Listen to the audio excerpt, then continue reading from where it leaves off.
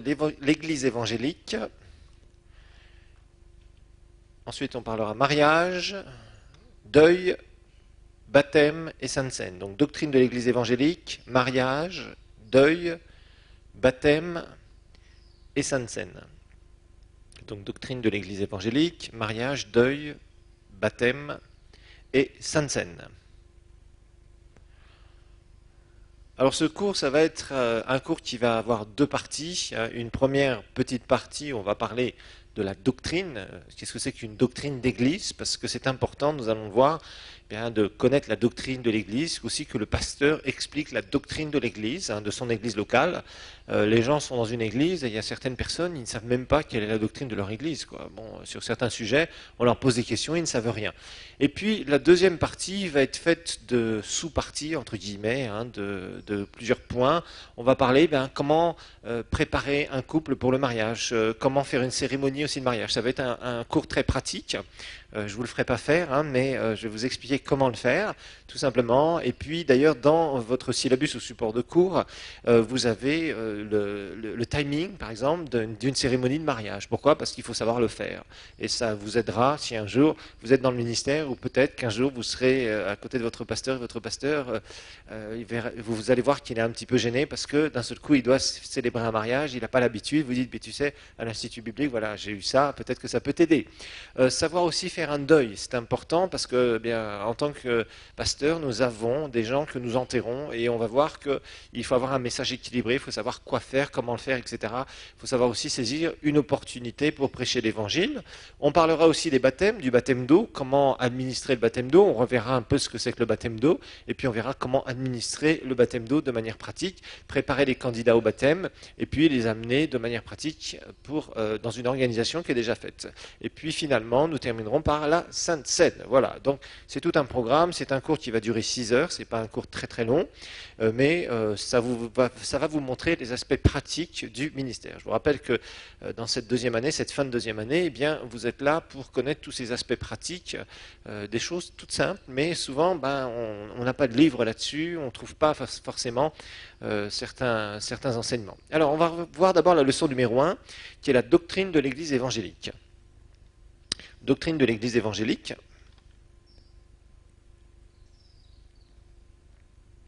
Doctrine de l'Église évangélique, c'est la première leçon que nous allons voir ensemble. Et dans la doctrine de l'Église évangélique, nous allons découvrir que la Bible nous parle de doctrine et met un certain nombre de qualificatifs à côté de la doctrine. D'abord, dans Éphésiens 2.20, il nous est dit la chose suivante. Éphésiens 2.20, il nous est dit, vous avez été édifiés sur le fondement des apôtres et des prophètes, Jésus-Christ lui-même étant la pierre angulaire. Donc vous avez été édifiés. Sur quel fondement? Prophètes et apôtres. Donc nous savons que Dieu a choisi un certain nombre de personnes qui sont prophètes et apôtres et qui ont écrit le Nouveau Testament, qui ont écrit la doctrine de l'Église. Nous savons que Paul, entre autres, a été le grand instrument choisi, un des plus importants, il faut le dire, au niveau de la doctrine. Il a reçu l'évangile par révélation, il parle lui-même de son évangile, mon évangile, dira-t-il, un autre évangile que ce que je vous ai prêché, etc., etc. Paul ira loin parce qu'il a reçu des révélations très puissantes, et ces révélations, il va les transmettre. Il les transmet à qui? Eh bien, il les a transmises à son Église, à l'Église de Dieu, d'une manière générale. Et c'est sur ça, entre autres, que nous sommes fondés. Paul était à la fois prophète et apôtre. Et puis nous avons d'autres écrits, d'autres apôtres.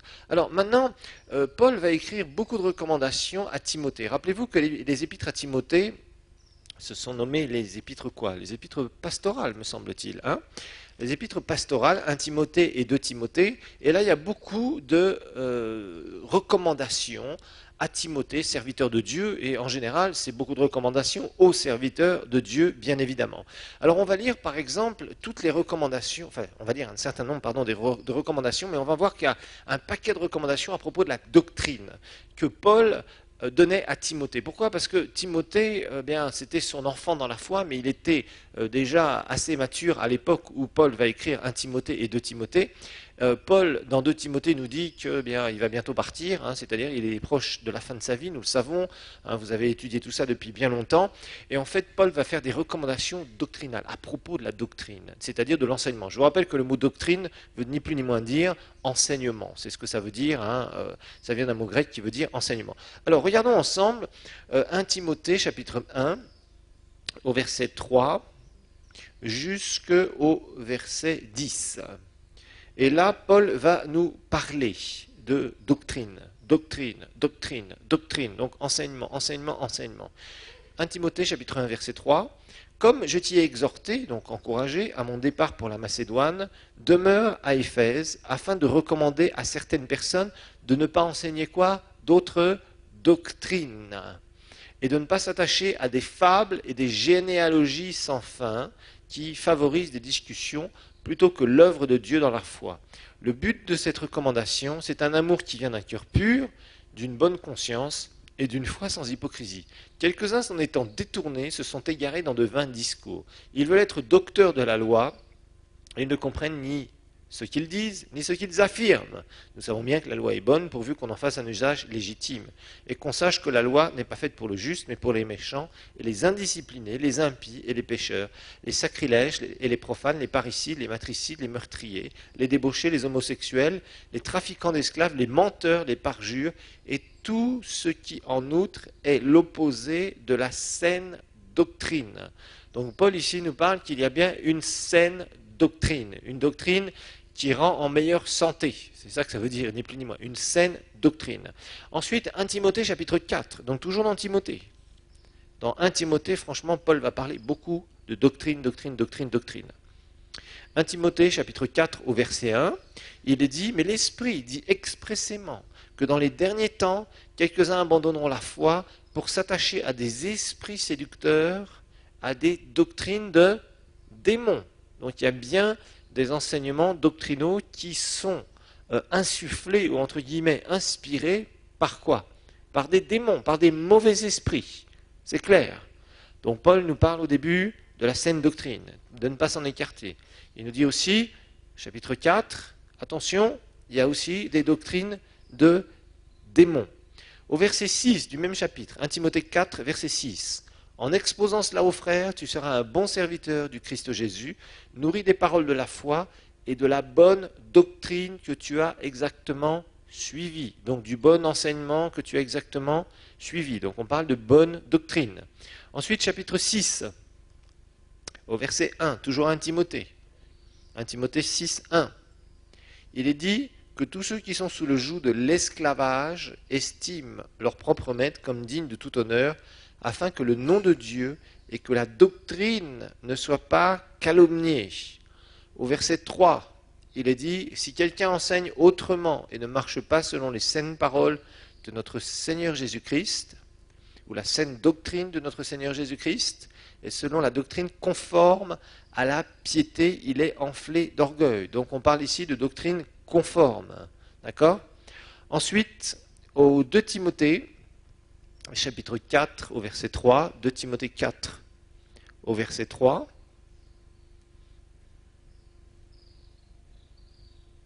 De Timothée 4, 3, il est dit, car il viendra un temps où les hommes ne supporteront plus la saine doctrine, mais au gré de leur propre désir, avec la démangeaison d'écouter, ils se donneront maître sur maître, ou enseignant sur enseignant, si vous préférez, des gens qui vont les enseigner. Ils détourneront leurs oreilles de la vérité et se tourneront vers des fables. Mais toi, sois sobre en tout, supporte avec souffrance, fais l'œuvre d'un évangéliste, remplis bien ton ministère.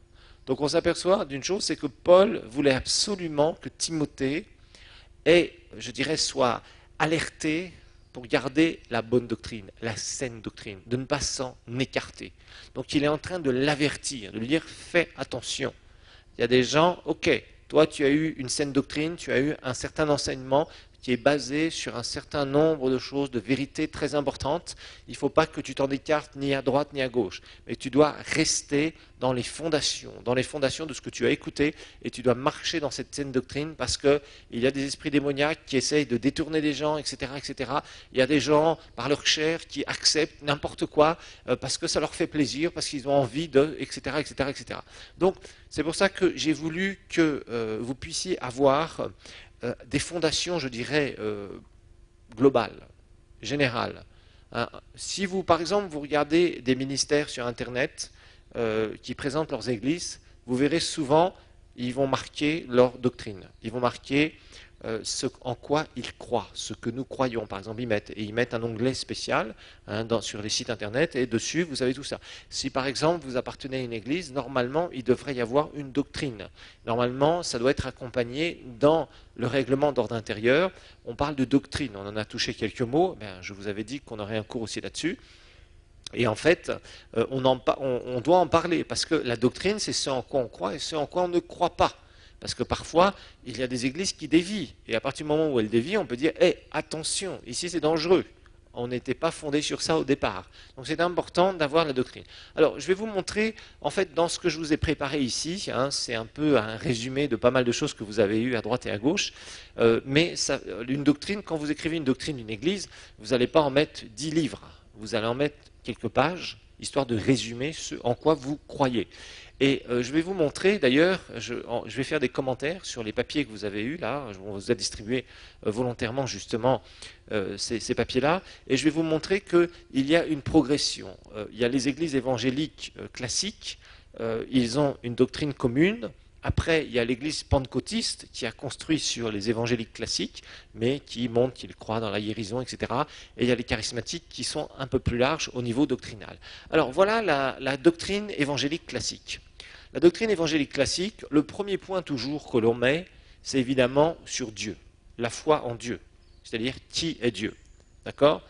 Alors un seul Dieu qui s'est révélé lui-même comme celui qui existe par lui-même, donc un seul Dieu, il existe par lui-même, donc il n'a pas été créé, c'est ce que ça sous-entend, mais lui, il est créateur de l'univers. Il est créateur de l'univers et c'est le Rédempteur, celui qui a racheté la race humaine. D'accord ? Alors là, vous avez des versets comme Deutéronome 6, verset 4. On peut jeter un coup d'œil sur quelques versets, on va regarder quelques versets, histoire que vous puissiez être fondés aussi par rapport aux versets qu'on cite. Il y a des versets qui sont plus classiques que vous connaissez bien, d'autres qui sont un petit peu moins classiques. Donc Deutéronome, on va y arriver, chapitre 6 au verset 4.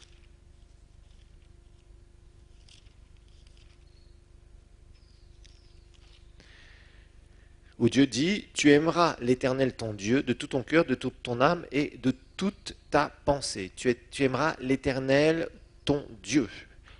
C'est juste un peu avant, excusez-moi. Écoute Israël, verset 4, j'avais vu verset 5. L'Éternel, notre Dieu, est un seul. L'Éternel est un. Et rappelez-vous que Dieu ici, c'est quoi ? C'est Elohim, c'est une pluralité. Rappelez-vous que les Israélites, et nous sommes basés sur la foi des Israélites concernant Dieu, notre alliance est meilleure, mais c'est le même Dieu qui s'est révélé à Israël, qui s'est révélé aussi à nous. Et en fait, nous savons que là, il y avait un sous-entendu d'un seul Dieu, mais d'un seul Dieu qui était révélé en plusieurs personnes, bien évidemment. D'accord ? Alors, c'est là où, Exode 3,14, je suis celui qui est, celui qui existe. Ésaïe 43,10 nous parle de Dieu, c'est qu'il est seul, qu'il y en a en dehors de Dieu, il n'y en a pas d'autre. Donc nous croyons en un seul Dieu, ok ? Ça c'est important. C'est pour ça qu'on doit appuyer sur cette doctrine. Dieu s'est révélé lui-même à un seul Dieu, mais aussi en trois personnes. Ça c'est important. Père, Fils et Saint-Esprit. Je vous ai noté un certain nombre de références. C'est ce qu'on appelle la doctrine de la Trinité. Les évangéliques croient dans la Trinité. D'ailleurs, les catholiques croient dans la Trinité aussi. C'est une doctrine commune que l'on voit d'ailleurs chez les catholiques et chez les évangéliques. D'accord ? Mais la Trinité, c'est absolument indispensable. C'est une croyance, c'est une fondation de notre foi. Il y a un certain nombre de groupes sectaires, et certains sont vraiment devenus des sectes, qui ont pris une partie de la doctrine évangélique, donc qui parlent du salut, qui parlent de Jésus comme le Sauveur, le Rédempteur, etc., etc., mais qui disent non, il y a un seul Dieu avec une seule personne. Non, désolé, la Bible est claire, il y a trois personnes. Père, Fils et Saint-Esprit. D'accord? Donc ça c'est important, c'est fondamental. C'est la doctrine de la Trinité. Le Père, le Fils et le Saint-Esprit sont co-éternels et partagent la divinité. Ok, ça c'est important. Je vous dis ça, mais ce que je vous ai écrit ici, ce sont des choses qui sont importantes parce que parfois, vous allez lire certains livres, il y a des gens, vous savez, de temps en temps, le diable essaye d'infiltrer. Je vois parfois ici même des livres qui se trimballent, qui se baladent à droite et à gauche, et il y a des gens qui me disent, pasteur, est-ce que ça c'est vraiment bien, etc., etc. Puis j'ouvre un peu, je regarde, je me dis, écoutez, faites attention, vous voyez bien que tout ça, ça viole la doctrine fondamentale de la parole de Dieu. La doctrine évangélique qui est basée sur la parole de Dieu. Et ça se voit très rapidement, vous savez, très très rapidement. Ensuite, numéro 2, l'inspiration des Écritures. Ça, c'est une deuxième doctrine très importante. Alors, les Écritures, Ancien et Nouveau Testament, sont inspirées de Dieu et sont la révélation de Dieu à l'homme. Elles sont infaillibles et sont l'autorité suprême. Rappelez-vous que ça, c'était le cheval de bataille de qui? Eh bien, de Luther. Luther, à la Réforme, il a dit non, le seul livre qui a autorité suprême, c'est la Bible, la parole de Dieu. Il n'y a pas d'autres livres sur lesquels on peut compter en disant ce livre vaut l'équivalent de la parole de Dieu. L'autorité suprême, c'est la parole de Dieu. En matière de foi et de conduite dans nos vies chrétiennes, de Timothée 3,16, toute écriture est inspirée de Dieu, etc. 1 Thessaloniciens 2,13, 2 Pierre 1,21. Ensuite, troisième doctrine importante de la doctrine évangélique, c'est la divinité de Jésus, qui a été très largement remise en question par les témoins de Jéhovah, je vous le rappelle. Les témoins de Jéhovah ne sont pas évangéliques. Les branhamistes ne sont pas évangéliques non plus, parce que les branhamistes ne croient pas dans la Trinité. Les témoins de Jéhovah ne sont pas évangéliques, puisqu'ils ne croient pas dans la divinité de Jésus. Et eux, ils remettent en question le salut, l'essence même du salut. Si Jésus n'était pas à la fois de nature divine et de nature humaine, ça voudrait dire que notre salut est vain. Le Seigneur Jésus est le Fils éternel de Dieu, il partage la divinité de Dieu. Alors je vous ai noté Matthieu 1, 21, Jean 1, 1, Jean 5, 22 et 23, 3 Jean 3, Hébreux 1, versets 1 à 13, 1 Timothée 3, 16. Donc ça, c'est vraiment indispensable. Ce sont déjà trois doctrines fondamentales que l'on trouve dans toutes les églises évangéliques, qu'elles soient baptistes, qu'elles soient pentecôtistes, qu'elles soient indépendantes, charismatiques, quoi que ce soit, vous trouvez cette doctrine commune et ça, c'est important. Numéro 4, le péché originel et la chute de l'homme. Ça aussi, très important. Le péché originel et la chute de l'homme. L'homme a été créé bon et juste par Dieu et à son image. Genèse 1, verset 26. En trois dimensions. Esprit, âme et corps, nous le savons, 1 Thessaloniciens 5, 23. Le premier homme, Adam, a chuté de la grâce de Dieu, la grâce dans le sens de la gloire de Dieu, par sa propre désobéissance. Ça veut dire que ce n'était pas quelque chose que Dieu avait planifié pour lui à l'avance, mais c'est lui qui l'a fait. Et Dieu a dû réviser son plan originel qu'il réalisera à la fin des temps au travers de nous. Je vous le rappelle, si vous avez étudié dispensation, le plan originel de Dieu de vivre en harmonie parfaite avec l'homme, c'est-à-dire que l'homme, créature à la fois spirituelle et à la fois physique, sur cette terre, dans un environnement parfait, ce plan originel est toujours d'actualité. Maintenant, il a fallu que Dieu passe par un certain nombre d'étapes et se choisisse un peuple qui veut marcher avec lui, et qui est racheté par le sang de Jésus, d'accord? Mais le premier homme Adam, donc, a chuté, il a désobéi, il est tombé de la gloire de Dieu par sa propre désobéissance. Le péché est ainsi entré dans le monde, ainsi que la mort. Donc, vous vous rappelez, mort spirituelle qui a engendré la mort physique, qui a engendré la malédiction de la chute, bien évidemment. La haute trahison d'Adam n'a pas engendré seulement la mort spirituelle, mais elle a eu pour conséquence la mort physique, ainsi que la mort éternelle. Si l'homme n'accepte pas le plan du salut de Dieu, tant qu'il est sur la terre. L'homme a donc besoin d'un sauveur, seul moyen par lequel il peut être délivré de la puissance du péché, Romains 5, 17 à 21. Dieu veut sauver tous les hommes. D'accord? Ça aussi c'est important. Les évangéliques ne croient pas dans la prédestination comme Calvin l'a beaucoup enseigné. La prédestination, c'est de dire qu'il y a des gens qui sont prédestinés au salut et d'autres qui ne le sont pas. Ça veut dire soit tu es dans le bon sac, soit tu es dans le mauvais sac.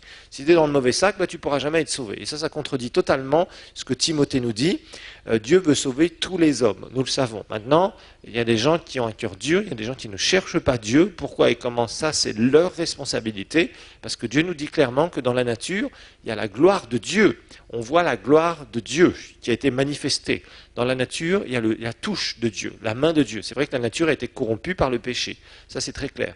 Mais Dieu veut sauver tous les hommes et il n'y a pas de prédestination dans le sens où Dieu ne choisit pas des gens à l'avance qui seront sauvés et d'autres qui seront perdus à l'avance. Chaque homme a un choix, parce que Christ est mort pour tous. Sinon, la Bible aurait dit tout simplement que Christ serait mort seulement pour les gens qui étaient prédestinés au salut. Vous voyez, donc il faut faire bien attention à ça. Ça, c'est une doctrine qu'il faut bien respecter. Et je vous dis, les mots ici sont très choisis, c'est volontaire. Numéro 5, la rédemption de l'homme, donc le rachat de l'homme. La rédemption de l'homme est venue seulement par le Fils de Dieu, qui s'est fait chair, qui n'a jamais péché, et qui a porté nos péchés dans son propre corps, en se donnant comme victime pour nous, en mourant sur la croix. Le sacrifice de Jésus à la croix a satisfait parfaitement ce que Dieu demandait pour pouvoir nous racheter. Seul Jésus pouvait faire cela par son sang divin qui a coulé. D'accord ? Ça, c'est super important. Donc on voit au point 4 le péché de l'homme, l'homme qui est créé parfait mais qui chute volontairement, et il a besoin d'un sauveur. Qui est ce sauveur? Qui est la réponse? Eh bien, c'est Jésus, bien évidemment. Ok? Et c'était le seul qui pouvait réaliser cela. Donc ça doit être très très clair. Parce que toutes ces doctrines-là, je tiens à vous le dire, ont été très attaquées dans les siècles. Et c'est pour ça qu'il faut être très clair. Il faut savoir en quoi nous croyons et en qui nous croyons. C'est super important parce que des fois il y a des mouvements qui se créent, des doctrines sataniques qui essaient de s'infiltrer dans les églises et qui renversent la foi d'un certain nombre de personnes. Point numéro 6, le salut de l'homme. La seule possibilité, c'est-à-dire qu'il n'y en a pas d'autre. Jésus n'est pas une solution, il est la solution, la seule solution pour l'homme, d'accord? La seule possibilité pour l'homme d'être sauvé par le sang que le Seigneur Jésus a versé à la croix pendant son sacrifice il y a 2000 ans. Acte 4.12, il n'y a aucun autre nom par lequel nous puissions être sauvés, si ce n'est bien sûr le nom de Jésus. Romains 5, 8 à 13, Romains 10, verset 9, Jacques 1, 21, Éphésiens 2, 8, c'est par la grâce que nous sommes sauvés, par le moyen de la foi. L'homme doit naître de nouveau, Jean 3, 3. Tout homme, quelle que soit sa condition de pécheur, peut naître de nouveau, seulement en se repentant sincèrement de ses péchés et en croyant que Jésus est Dieu le Fils, venu en chair, et qu'il est mort et qu'il est ressuscité le troisième jour. D'accord ? Donc là aussi, ça exclut toute doctrine de gens qui ne pourraient pas se donner à Dieu. Rappelez-vous, je vous en ai parlé je crois plusieurs fois, le possédé de Gadara, eh bien c'était quelqu'un qui était possédé au plus haut degré, il était possédé dans son esprit, et il est venu vers le Seigneur. Ce ne sont pas les démons qui sont venus vers le Seigneur et qui voulaient être chassés. C'était lui qui voulait être délivré. Dans un moment de lucidité, il a couru vers Jésus, il s'est prosterné devant lui, et quand les démons commençaient à voir la gloire du Seigneur, waouh, ils se sont manifestés, et Jésus a chassé les démons, et cet homme a été délivré, et il a cru en Jésus. D'accord ? Donc il n'y a aucun homme qui est trop possédé, aucun homme qui a trop péché, qui ne peut être racheté par le sang de Jésus. Donc ça, il faut être bien clair là-dessus, d'accord ? Tout être humain qui croit cela, qui se repent de ses péchés sincèrement, et qui accepte le pardon de Dieu, grâce au sacrifice de Jésus, et qui confesse Jésus comme son Seigneur et Sauveur, peut recevoir la nouvelle naissance, c'est-à-dire le salut. Romains 10, versets 9 et 10. La nouvelle naissance n'est pas un sacrement, ou l'adhésion à une église, ou une religion, j'aurais pu même rajouter, ou même un baptême, comme c'est souvent cru par beaucoup de gens, mais c'est Dieu qui vient habiter dans notre esprit, dans l'esprit d'une personne, et qui met une nouvelle nature dans cette personne, la nature divine. Elle devient alors une nouvelle créature, d'accord ? Et là, on parle évidemment de miracle, selon Jean chapitre 3, ok ? Cette nouvelle naissance. Donc, on devient chrétien par un miracle. On ne devient pas chrétien parce qu'on adhère à une église, parce qu'on va prier quelque part, parce qu'on lit sa Bible, parce qu'on est dans un mouvement, ou parce qu'on a été baptisé, ou quoi que ce soit. Donc ça, il faut être très clair, ça doit être une doctrine très, très, très claire. Il y a beaucoup de gens, vous savez, qui sont en train de prier à droite à gauche dans des églises et qui courent en enfer. C'est triste à dire. Il y a des gens qui sont sympathisants de Dieu, il y a des gens qui s'intéressent à Dieu, mais qui n'ont jamais fait une expérience personnelle de nouvelle naissance. Vous êtes au clair, si vous êtes à l'Institut depuis ces 2 années, vous êtes au clair là-dessus, vous le savez, mais il faut dire, il y a beaucoup de gens, soit qui l'ignorent, ou soit qui se trompent eux-mêmes. 7e doctrine, Christ, le seul berger. Jésus-Christ est le bon berger, là encore, c'est pas un berger parmi d'autres, il est c'est pas un bon berger, mais il est le bon berger, on insiste largement là-dessus, Jean chapitre 10, verset 11, et le grand berger des brebis, Hébreux 13, 20. Il n'y a qu'un seul berger spirituel qui nous est montré dans le Nouveau Testament, c'est Jésus, d'accord ? Il n'y a pas d'autres intermédiaires, il n'y a pas de saints, il n'y a pas de tout ce que vous voulez, il y a simplement le Seigneur Jésus qui dirige son Église, nous le savons, il est la tête du corps de l'Église, ok ? Alors, tout cela, on reste vraiment dans la doctrine évangélique pure. L'Église et sa mission. Alors, l'Église est le corps universel de Christ. Okay, l'Église avec un grand E. L'habitation de Dieu par le Saint-Esprit. Elle a pour rôle de remplir la grande mission. La grande mission, c'est Matthieu 28, je vous rappelle. Matthieu 28, c'est de faire des nations des disciples et d'enseigner la doctrine de Christ. Chaque croyant né du Saint-Esprit, né de nouveau, en qui vient habiter l'Esprit de Dieu, est un membre de la grande assemblée des premiers-nés. Vous trouverez cette expression particulièrement dans Hébreux chapitre 12 au verset 23. Alors, la responsabilité de l'Église, c'est quoi? Évangéliser le monde par tous les moyens, enseigner, faire des disciples et non des convertis, et de s'assembler pour rendre un culte à Dieu et pour être un canal de la puissance de Dieu pour la construction du corps de Christ. D'accord? Donc, évangéliser par tous les moyens, ça c'est clair. Acte 8, Matthieu 28, Marc 16. D'enseigner et de faire des disciples et non des convertis. Hein, la mission de l'Église n'est pas simplement de prêcher la bonne nouvelle et de s'en arrêter là. Mais la mission de l'Église, c'est vraiment d'amener les gens dans une maturité. Hein. Ce n'est pas de faire des convertis seulement. Et s'assembler, c'est-à-dire de créer des églises locales où les gens vont s'épanouir, ils vont être protégés. Nous avons vu tout cela à propos de l'église locale, d'accord? Donc tout ça c'est fondamental, c'est la responsabilité de l'Église. La responsabilité de l'Église n'est pas de créer des centres de santé et des écoles. D'accord? Bon, ça vous pouvez ouvrir un volet social, mais ce n'est pas la responsabilité de l'Église. Ça c'est quelque chose, ce sont des moyens par lesquels vous pouvez éduquer les gens et en même temps faire passer la foi, faire passer le message. Ça c'est clair. Donc ce sont des moyens, mais ce n'est pas le but. Le but principal, c'est toujours d'évangéliser, c'est d'enseigner, et c'est que nous puissions être ensemble, louer, adorer Dieu, servir le Seigneur, et être au bénéfice des 5 ministères, bien évidemment. Alors, numéro 9, les sacrements de l'Église. Petit a, le baptême d'eau. Le baptême d'eau, donc Dieu nous ordonne de baptiser dans l'eau par immersion les croyants. Donc ça c'est fondamental aussi, et ça doit être une pratique de l'Église. Tous ceux qui se repentent, qui croient que Jésus est le Sauveur, qui sont nés de nouveau, doivent se faire baptiser. C'est un ordre dans la parole de Dieu, c'est très clair. C'est une déclaration publique de la part de ceux qui se font baptiser, que ces personnes s'identifient à Christ dans sa mort et dans sa résurrection, qu'ils sont ressuscités en nouveauté de vie. Ça veut dire que c'est un témoignage, ils montrent clairement quand ils se font baptiser, ils disent quand on va m'enfoncer dans l'eau, là, et ça doit être expliqué par celui qui baptise, par le pasteur, il doit expliquer, on verra le baptême d'eau, quand on plonge la personne dans l'eau, c'est comme si elle disait voilà, je suis morte à mes péchés, je suis morte à mon ancienne vie, et quand on la ressort de l'eau, c'est le symbole de sa vie nouvelle en Christ que Jésus a infusé, lui a donné au travers de sa nouvelle naissance. D'accord? La Sainte Seine, on verra aussi avec plus de précision ce qu'il faut faire et ce qu'il faut ne pas faire au niveau de la Sainte Seine. Alors, le repas du Seigneur consiste à partager les éléments, pain et fruits de la vigne, qui est le symbole et l'expression de notre partage de la nature divine. C'est aussi un rappel des souffrances de Christ et de sa mort. C'est aussi reconnaître prophétiquement la deuxième venue de Christ et enfin une occasion de se réjouir ensemble dans l'attente de son retour. Donc nous expliquerons cela. Je vous ferai une leçon sur la Sainte Seine. D'accord? Mais ça doit faire partie de la doctrine. Bon, alors, quand on voit cela, tout ça c'est vraiment doctrine évangélique tout à fait classique. Que ce soit les baptistes, que ce soit les pentecôtistes, que ce soit les charismatiques, tout ça normalement ils le pratiquent s'ils se reconnaissent dans ce qu'on appelle le mouvement évangélique. Ensuite, nous verrons, il y a 3 points, les 3 derniers points de doctrine 12, 13 et 14 font aussi partie de la doctrine évangélique en général. Alors, ce qui ne va pas faire partie de la doctrine évangélique en général, mais qui sera plus chez les pentecôtistes et les charismatiques, c'est le baptême du Saint-Esprit. 10e doctrine, le baptême du Saint-Esprit. Ça, vous ne le trouverez pas quand, par exemple, vous allez chez les évangéliques classiques.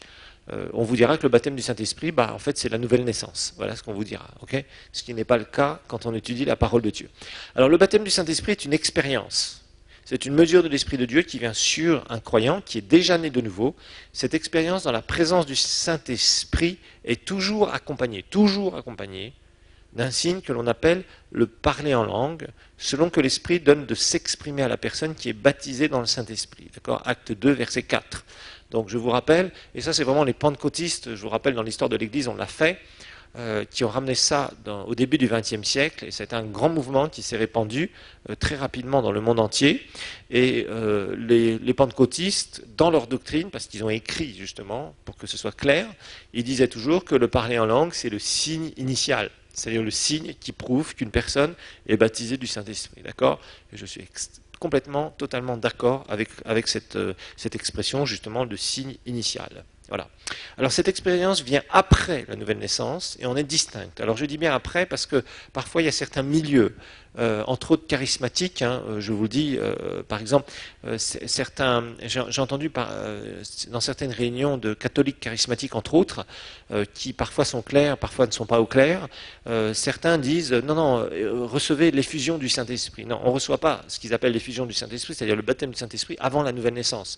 On reçoit d'abord le salut, on reçoit d'abord Jésus, et après on peut faire cette expérience qu'eux appellent souvent l'effusion du Saint-Esprit, et que certains expérimentent tout à fait dans certains milieux catholiques charismatiques. Mais il faut insister que c'est une expérience qui vient après la nouvelle naissance. On ne peut pas amener des gens au baptême du Saint-Esprit s'ils ne sont pas nés de nouveau, c'est pas possible. Par contre, on voit certaines personnes qui parfois sont touchées extrêmement puissamment par Dieu, sont sauvées, et dans la minute qui arrive, juste après leur salut, elles sont remplies du Saint-Esprit, se mettent à parler en langue. C'est déjà arrivé, et particulièrement dans des moments où il y a des réveils, ou par exemple, ou des fois où il y a des grands mouvements du Saint-Esprit. D'accord? Alors bien sûr, c'est une expérience distincte de la nouvelle naissance, acte 8, 12, etc., acte 10, acte 11, acte 15. J'aurais pu rajouter même acte 19 s'il le fallait. Alors le parler en langue est un don résident. Ça aussi, c'est très important, ça fait partie de la doctrine du baptême du Saint-Esprit, c'est-à-dire qui est permanent. C'est la personne qui a l'initiative de s'exprimer, d'exprimer ses paroles, inspirées par le Saint-Esprit. D'accord? C'est pas quelque chose qui est là, que Dieu donne une fois comme ça. Je vais commencer à prier en langue 5 minutes, et puis finalement, je ne sais pas pourquoi, ça ne revient pas, donc je ne sais pas si le Saint-Esprit m'a vraiment baptisé, si je suis baptisé du Saint-Esprit. Parce qu'il y a beaucoup de gens qui remettent en question, parce qu'ils ne comprennent pas.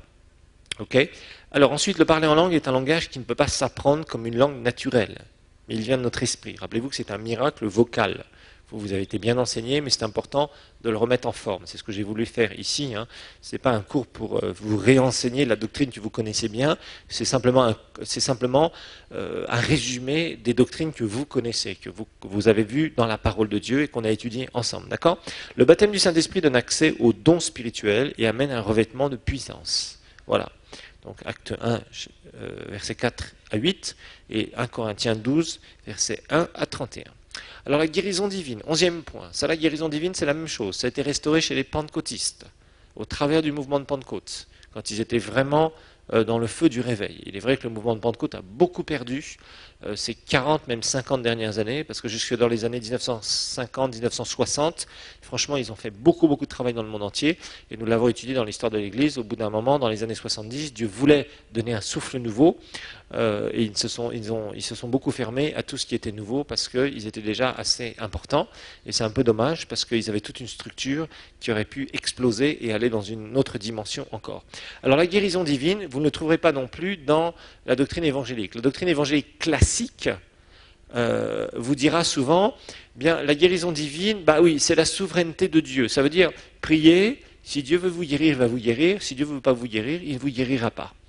Dieu vous envoie aussi la maladie pour vous sanctifier un petit peu. Voilà, c'est souvent un peu dans les histoires. Souvent, les évangéliques classiques vous diront ça. Voilà, d'accord? Alors, dans la doctrine pentecôtiste et charismatique, on retrouve régulièrement le sujet de la guérison divine, qui est plus ou moins profondément enseigné, il faut le dire. La guérison divine est une intervention surnaturelle de Dieu dans un corps humain. Elle nous appartient en tant que nouvelle créature en Christ. Elle fait partie de notre héritage en Christ. Éphésiens 1.3 et 1 Pierre 2.24. Nous n'avons pas à supplier Dieu pour qu'il nous guérisse, mais nous avons simplement à recevoir la provision que Christ a faite pour nous par son sacrifice à la croix du Calvaire. Exode 15.26, je suis l'Éternel qui te guérit. Ésaïe 53, versets 4 et 5. Et Psaume 103, 1 et à 3. Tout ça, vous connaissez tous ces versets qui vous montrent que par ces meurtrissures vous avez été guéris et que c'est lui qui guérit toutes mes maladies. 12, c'est la deuxième venue de Christ. Deuxième venue ou premier retour, si vous préférez. Jésus revient. Inclut quoi? La première résurrection d'entre les morts. Alors ça, c'est vraiment commun encore à l'Église évangélique en général. pentecôtiste, charismatique ou évangélique classique, vous allez trouver 12, 13 et 14. D'accord? Alors, la deuxième venue, donc, premier retour de Christ, inclut la première résurrection d'entre les morts. Les saints qui sont au troisième ciel vont revêtir leur corps glorifié, d'abord ressuscité et glorifié, il faut le dire.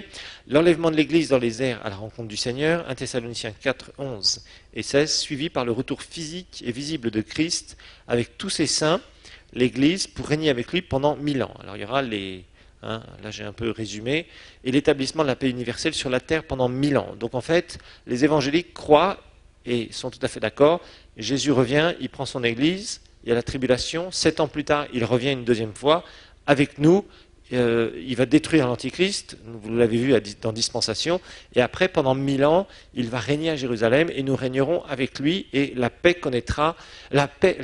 connaîtra une paix sans précédent et une prospérité sans précédent, parce qu'elle aura le meilleur des leaders qu'elle n'a jamais eu, et qu'elle ne pourra jamais avoir. Donc c'est pour ça que Jésus viendra régner à Jérusalem.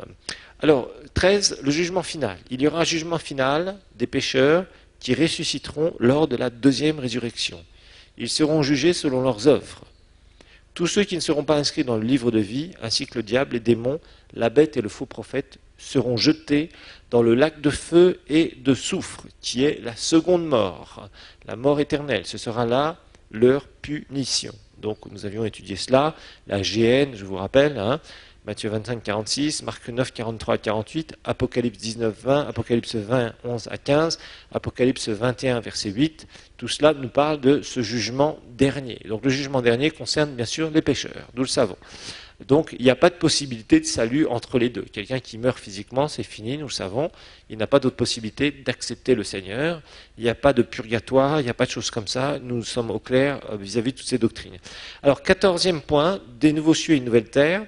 La terre sera renouvelée dans sa surface, donc en fait Dieu va la recréer, je vous rappelle, va refaire ce monde physique sans défaut qui n'a jamais été touché par le péché, parce que Dieu veut qu'on règne sur sa propriété, il n'a pas abandonné sa propriété, et je vous rappelle que quand il est parlé de nouveaux cieux et de nouvelles terres, c'est renouvelé, dans le sens de renouveler, non pas quelque chose qui va être détruit, qui n'existe plus, mais c'est quelque chose qui va être complètement renouvelé, c'est-à-dire que Dieu va enlever toutes les traces de la corruption du péché, et va refaire un paradis terrestre total, avec ses saints, où nous aurons nos corps déjà à ce moment-là qui seront ressuscités et qui auront leur récompense, qui brilleront, ils seront glorifiés, et à ce moment-là, on viendra, la nouvelle Jérusalem descendra du ciel, se matérialisera, et on sera avec lui face à face. La Bible nous dit qu'il n'y aura plus de soleil, il n'y aura plus d'ombre, il n'y aura plus de nuit, mais on sera éclairé par le Seigneur lui-même, la gloire du Seigneur, et nous vivons pour l'éternité avec lui, c'est notre espérance, c'est très clair. Et c'est ce que Dieu veut, c'est son plan originel qu'il n'a jamais abandonné avec l'homme et qu'il réalisera pleinement avec nous. Donc ça doit être très clair parce qu'il faut que les chrétiens sachent où ils vont. Il faut que les chrétiens soient clairs dans tout cela parce que beaucoup de ces doctrines-là, quasiment toutes, ont été remises en question. Je pourrais vous le prendre les unes après les autres et vous montrer tout ce qui est, toutes ces doctrines, que ce soit la Trinité, que ce soit la divinité de Jésus, que ce soit le salut, que ce soit...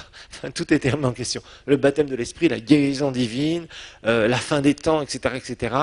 Chaque chose a été remise en question et ces doctrines ont été éprouvées avec le temps. C'est pour ça que c'est important et ça fait vraiment partie de la doctrine évangélique en général dont les églises devraient se doter.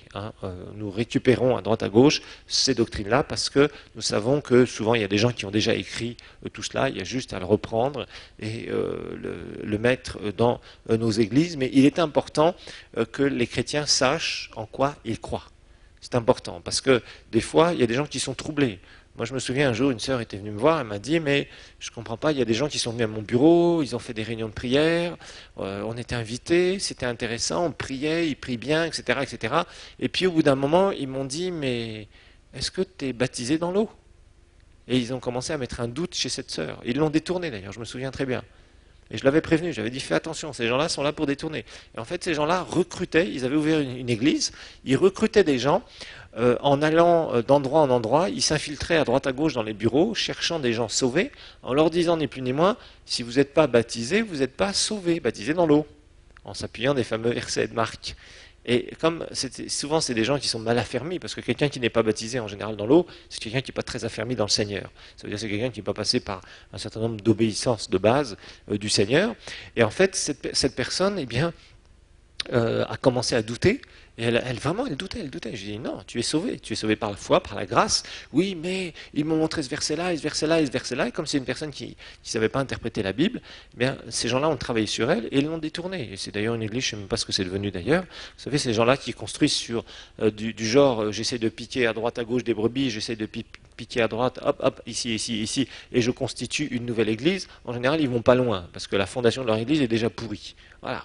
Et en général, même, ce qui est dramatique, c'est que les victimes, ce sont les suiveurs, ce sont les brebis qui sont là, qui sont braves, des gens qui sont un peu neufs dans le Seigneur, tout neufs dans le Seigneur, et puis qui se font embobiner par ce genre de personnes, et qui se font détourner, et qui se retrouvent quelques années plus tard par terre. Vous parlez avec eux, ils sont devenus rétrogrades, ils ont dit non, ces histoires-là, je veux même plus en entendre parler, oui, j'étais dans un truc, j'étais dans une église, et puis le pasteur a fait ceci et cela, etc., etc. Puis en fait, c'était des gens qui étaient des faux serviteurs de Dieu, ou des gens qui profitaient de certaines choses, qui abusaient des Écritures et de la doctrine. Donc rappelez-vous que la doctrine c'est important, c'est pour ça que Paul nous parle de la saine doctrine. Ok? Alors maintenant on va voir la leçon numéro 2, la célébration des mariages, parce que je ne veux pas vous relire tous les versets, vous avez eu suffisamment de cours de doctrine, là c'était vraiment un résumé global, d'accord? Doctrine évangélique, tout simplement. Numéro 2, leçon numéro 2, c'est la célébration des mariages. Ah là ça va vous intéresser, ça va vous passionner, vous allez voir, c'est intéressant. La célébration des mariages, leçon numéro 2. La première leçon, c'était doctrine de l'Église évangélique.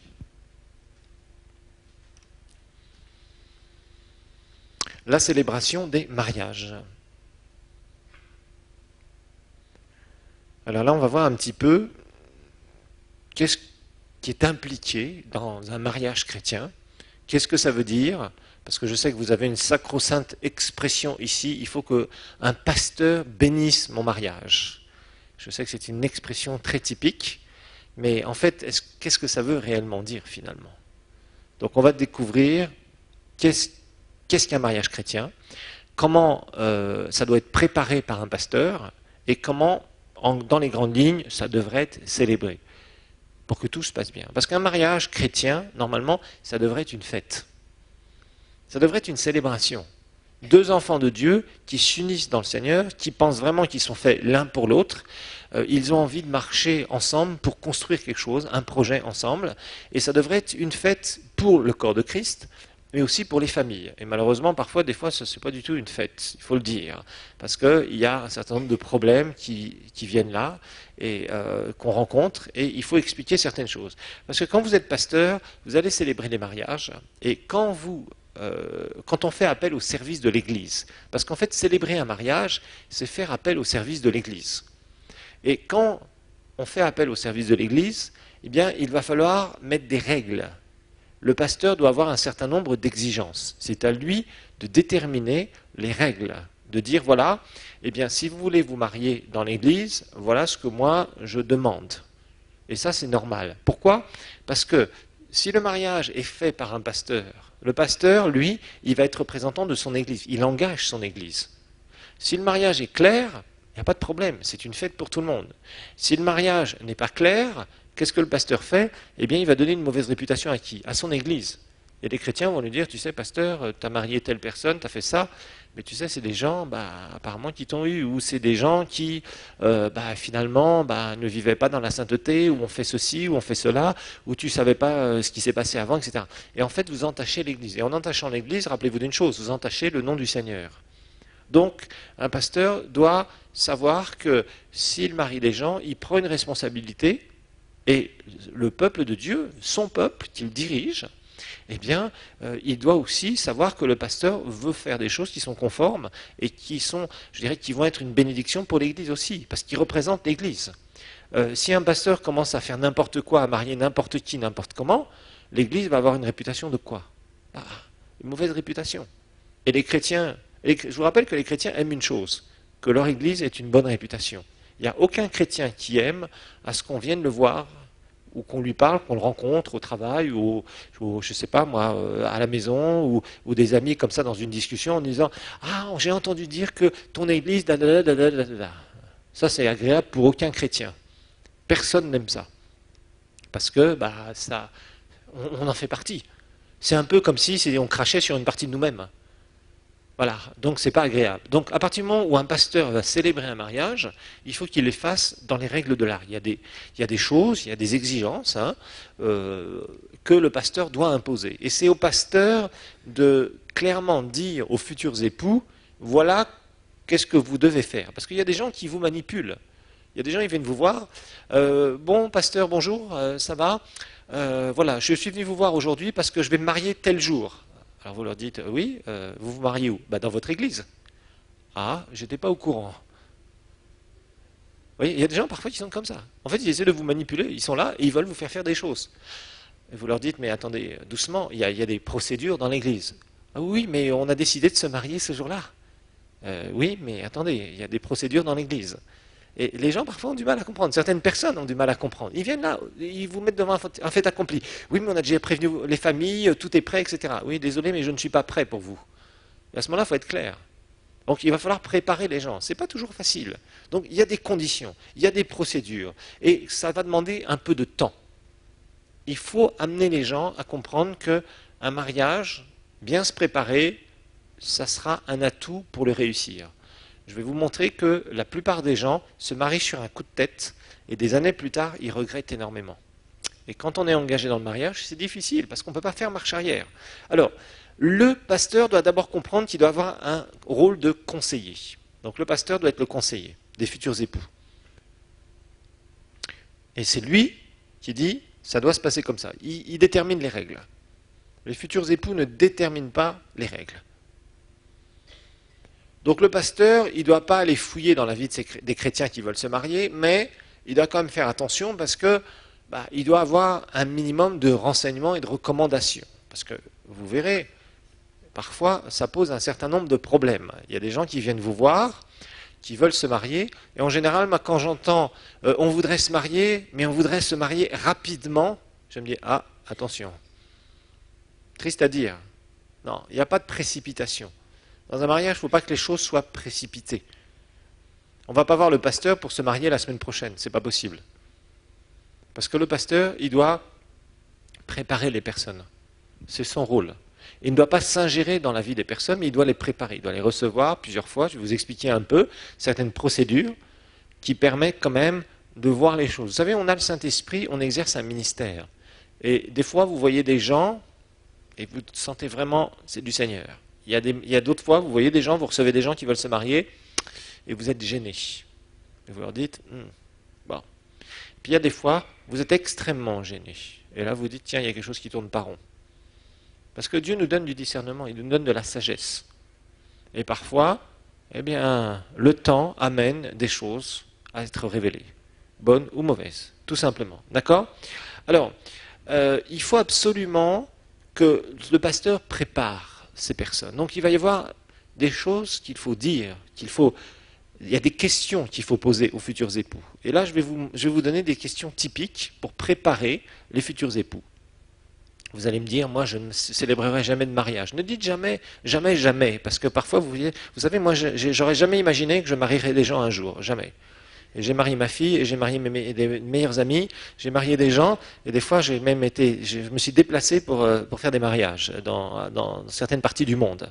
Okay, donc il faut jamais dire jamais, parce que vous pouvez vous retrouver dans des situations où le Seigneur vous place dans certains domaines, et puis un jour vous allez faire un deuil, vous allez faire un mariage, et vous direz ah, il me semble qu'à l'Institut biblique j'avais eu un cours là-dessus, mais je me souviens plus trop où j'ai mis mes notes, ça m'intéressait, mais pas du tout. Eh bien oui, vous voyez, et parfois on se retrouve... bon. Alors, le mariage est quelque chose de sérieux, très sérieux. C'est le deuxième engagement le plus important qu'un être humain va prendre devant le Seigneur. Le premier, bien sûr, c'est donner sa vie à Jésus. Le deuxième engagement plus important, c'est quand on se marie. Donc, ce n'est pas à prendre à la légère. Ce n'est pas quelque chose qu'on peut faire comme ça. Ce n'est pas simplement une formalité, 2-3 petites prières et on est marié. C'est beaucoup plus que ça. Beaucoup plus que ça. Sinon, on a de fortes chances d'échouer. Donc, le pasteur, son rôle, c'est de voir si les personnes sont prêtes, mais aussi de les aider à se préparer un peu plus. D'accord ? Et ça va demander un certain nombre d'entretiens. Moi, personnellement, en général, j'ai à peu près entre 3 et 4 entretiens pastoraux avec les personnes que je vais marier. Entre 3 et 4, en général. Parce que la plupart du temps, il y a d'abord une personne qui vient. C'est-à-dire, ça peut être le fiancé ou la fiancée qui vient. Et là, non, il me dit, voilà, pasteur, j'ai trouvé, avec des yeux bien brillants, j'ai trouvé la bonne personne, je vais me marier. Ok. Et là, je commence ma série de questions. Le questionnaire commence.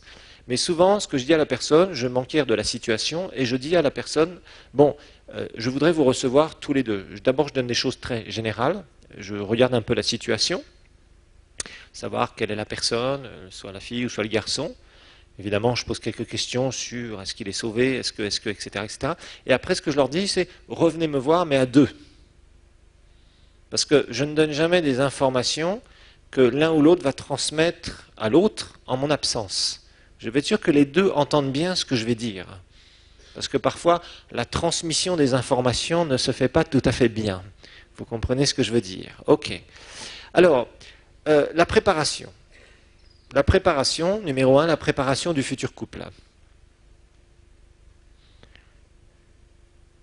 La préparation du futur couple. Donc là, il va y avoir tout un questionnaire qu'on verra au cours prochain, que je vais vous expliquer, et des choses que j'ai pu voir par expérience, qui permettent quand même de, je dirais, pouvoir cerner la situation. Rappelez-vous, vous êtes pasteur, vous engagez la réputation de l'Église, vous voulez que les gens réussissent, parce que c'est votre désir. Vous savez, le désir d'un pasteur, c'est qu'il peut voir des gens, ils se donnent au Seigneur, leur vie est foutue, ils se donnent au Seigneur, ils sont restaurés, ils grandissent dans le Seigneur, puis ils vont se marier, ils vont avoir des enfants, ils vont les éduquer dans le Seigneur, ils amènent d'autres au Seigneur, ils réussissent leur vie, etc. Ça, c'est vraiment le plaisir du pasteur. Mais pour ça, il y aura des étapes. Et qu'en tant que pasteur, il faut qu'on aide les personnes à pouvoir réussir leur mariage, leur montrer des erreurs classiques dans lesquelles on peut si souvent tomber quand on se marie. Donc, leur expliquer au travers d'un questionnaire, moi je pose des questions, je n'ai pas de feuille devant eux, ça ne fait pas du tout inquisition, question numéro 1, question numéro 2, c'est pas du tout ça. Mais je m'arrange pour poser des questions. Vous savez, il y a des gens qui sont très doués pour poser des questions. Par exemple, j'étais récemment au Canada, c'était très intéressant. Et je suis passé devant l'immigration. Et j'ai vu que le monsieur qui était en face de moi, l'officier d'immigration, il était formé pour détecter les gens qui mentent. Ils sont formés, terrible, mais terrible. C'est très subtil, très subtil. Ils sont là, ils vous posent une question. Et la manière dont vous allez répondre va susciter un autre groupe de questions ou encore un autre groupe de questions. Tout va dépendre de la réponse que vous allez donner. Et petit à petit, ils vous cuisinent, ils cherchent un petit peu à savoir qu'est-ce que vous venez faire et si ce que vous leur dites, c'est la réalité. Ils sont formés comme ça. Et nous devons être formés en tant que pasteurs aussi pour petit à petit voir si les personnes qui vont se marier, ce sont vraiment des personnes qui vont se marier dans le Seigneur et est-ce qu'elles sont prêtes pour se marier. Sinon, vous allez être obligé de leur expliquer certaines choses. Des fois, vous dites à des gens, non, vous n'êtes pas prêts, vous allez reculer votre mariage. Mais non, on veut se marier tout de suite. Non, non, non, vous allez reculer votre mariage. Parce que souvent, les gens disent, je voudrais un conseil du pasteur. Ok, je te donne un conseil. Mais non, non, pasteur, c'est pas ça qu'on est venu chercher comme conseil. Vous savez, les gens sont très, très marrants, très marrants. Ils viennent avec des idées arrêtées, ils veulent un certain conseil, ils veulent des réponses à l'avance. En fait, ils ont déjà les réponses à l'avance que vous voulez qu'ils vous donnent, vous voyez. Mais ça ne marche pas comme ça. Ça ne marche pas comme ça. Si Dieu nous a placés avec le ministère pastoral, si nous voulons vraiment aider les gens, parfois il y a des réponses qu'on va leur donner qui ne plaisent pas forcément. Moi j'ai vu des gens partir de mon bureau presque en claquant la porte, qui n'étaient pas contents, en colère. Ok, je préfère te dire la vérité. Je ne parle pas de mariage. Je crois que si, des fois, dans le mariage, j'ai eu des histoires, des fois. Des gens qui sont partis vraiment fâchés. Parce que des fois, on est obligé de dire la vérité aux gens. Les gens qui viennent, et vous leur dites, non, je ne peux pas vous marier. On présente un bel inconverti. Je suis désolé, il est peut-être beau ton inconverti, il a peut-être des sous, mais moi, je ne marie pas un chrétien ou une chrétienne avec un inconverti. Désolé, ça ne marche pas. Oui, mais si on contribue au développement de l'Église, je ne suis pas à vendre. Il faut être clair. Votre argent ne m'intéresse pas. Ce qui m'intéresse, c'est de contribuer dans ce que le Seigneur veut qu'on fasse. Voilà. On va voir ça à la prochaine leçon.